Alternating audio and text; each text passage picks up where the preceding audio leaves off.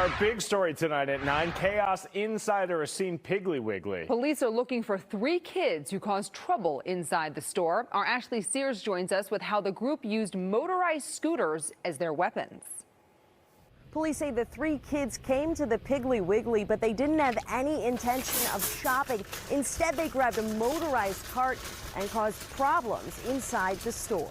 It's awful. At the Racine Piggly Wiggly on Erie Street, shoppers like Michelle Seaman get around on 4 wheels. These are for people that need them, not for kids to go play joyriding on them. Police say Sunday a group of kids did just that. It's juveniles being disorderly and just misbehaving. Racine police released these surveillance images looking to identify the 2 girls and 1 boy who came to the store around 8 at night and hopped on motorized shopping carts. They went through the store and sporadically would knock some things off the shelf here and there. Investigators say they purposely ran a cart into an elderly woman who was standing in line.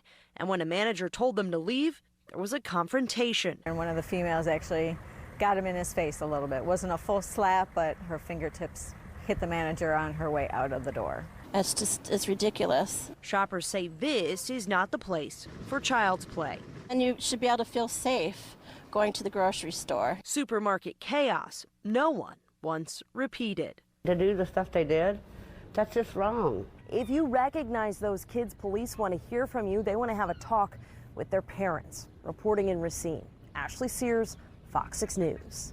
Police say the girls are between 14 and 17 years old. They believe the boy is between 12 and 14. Police say nothing was stolen and no one was seriously hurt. A Piggly Wiggly manager at the store tonight declined to comment. A crime spree that spanned 2 cities started right here at this convenience store on the corner of North Alder Street and 6th Avenue. I had the chance to speak with the owner of the store earlier, and he says that the 2 robbers looked like juveniles, and he also said that during the course of the robbery, the robbers shot at the cashier and the customer that was in the store, but the gun misfired both times. The Tacoma Police Department and the Lakewood Police Department are now concerned that this kind of crime is becoming too common. Early Thursday morning, another convenience store was robbed in Tacoma, this time on 6th Avenue. Officers were dispatched at a little before 1 a.m. to the store to investigate. The store has great surveillance and it's easily accessible, so they were able to pull that, show it to the officers.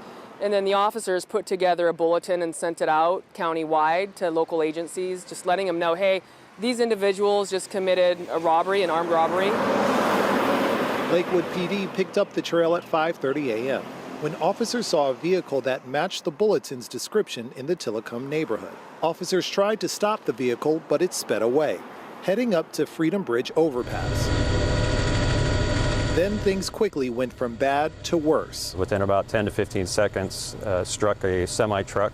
It spun the tractor around, and unfortunately the driver of the semi-truck was ejected and landed on the freeway down below. The semi-truck driver was taken to a hospital for treatment, but was pronounced dead.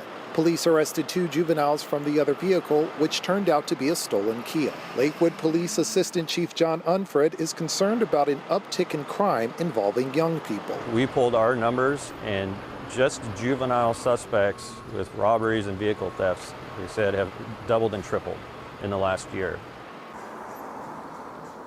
Now, investigators say another robbery occurred in King County before this one, and we'll be looking into a potential connection.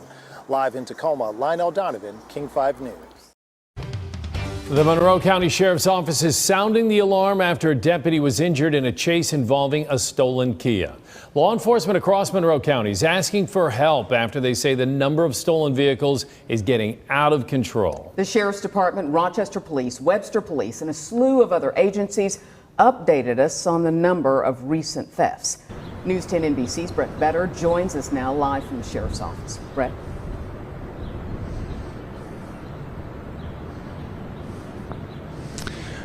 Yeah, at today's press conference, RPD joined other local agencies asking for help while also calling on the state for new funding with the request to build a new detention center that will keep teenagers off the street after being arrested.